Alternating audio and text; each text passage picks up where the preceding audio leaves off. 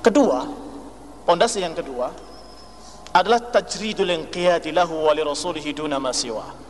Yang kedua, terikat dengan Allah, dengan aturan Allah, dengan syariat Allah, penerapan amal, beribadah kepada Allah dengan cara yang Allah maukan.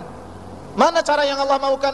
Cara yang Allah maukan adalah yang Allah ajarkan melalui Rasulnya.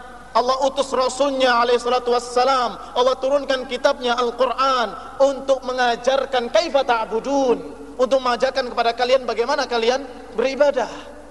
Maka beribadahnya hanya kepada Allah dan caranya hanya ngikut Rasulullah SAW. Dengan kata lain, kita wajib bertauhid dan wajib mengikuti sunnah. Nah, kalau temanya saya baca di pengumuman daurah ini, temanya adalah mengenalkan dakwah salafiyah. Kalau mau diringkes, dakwah salafiyah itu gampang sekali. Mengajak pada tauhid, memberantas syirik, mengajak pada sunnah, memberantas bidah. Sudah, cuma itu. Nggak ada lagi, nggak ada, cuma itu. Gampang kan? Sudah jadi salafi. Hah? Salafi secara teori, bahwa mengajak kepada tauhid, memberantas bid'ah, mengajak kepada sunnah, memberantas bid'ah. Oh, tadi syirik ya. Mengajak kepada tauhid, memberantas syirik, dan mengajak pada sunnah, memberantas bid'ah. Maka tauhid dan sunnah ini pondasi, dan musuh utama dakwah ini adalah syirik dan golongan musyrikin, bid'ah dan golongan ahlul bid'ah. Itu musuh dakwah salafiyah. Tidak mungkin bisa toleransi abadan selama-lamanya. Tidak mungkin bisa basa-basi dengan mereka selama-lamanya. Tidak mungkin kita bisa tenang melihat kesyirikan dan kebidahan. Gak bisa. Karena itu meruntuhkan pondasi.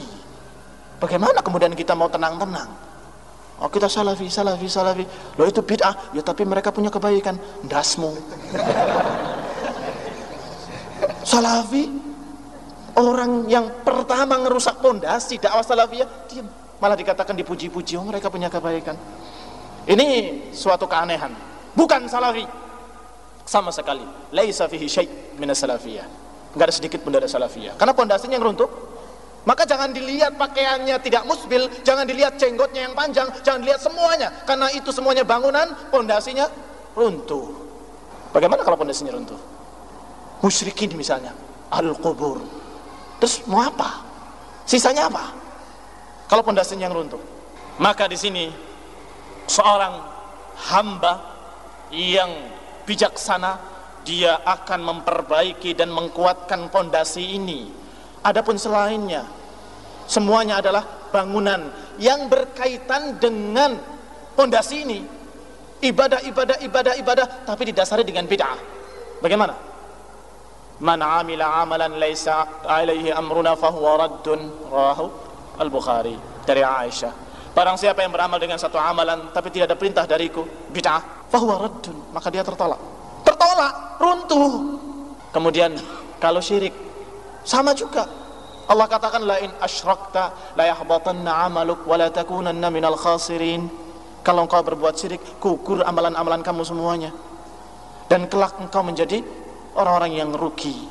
Bayangkan, ini Allah katakan kepada Nabi alaihi salatu wassalam, la in asyrakta anta, kepada Nabi, kalau engkau wahai Nabi berbuat syirik, itu gugur amalanmu semuanya dan kamu akan menjadi orang yang rugi.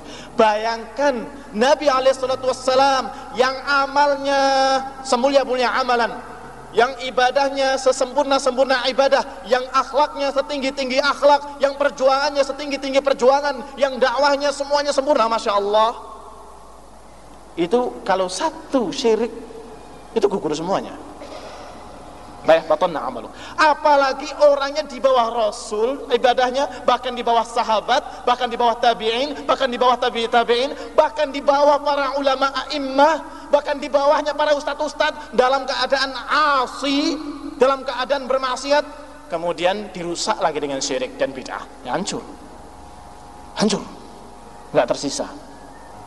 Mau beribadah, sudah nanti saja. Ini kita masih fasenya fase Mekah, bukan fase Madinah. Masih fase Mekah kita ini, belum dapat kekuasaan, Berarti kalau belum dapat kekuasaan, masih fase Makkiyah, maka semua masalah-masalah ibadah yang turun di Madinah jangan kerjakan dulu. Nanti Pak Den. Kapan? Nanti kalau kita sudah mendapatkan kekuasaan, kita sudah memegang tampuk pimpinan, kita sudah menjadi penguasa tunggal, maka kita terapkan semua syariat Allah.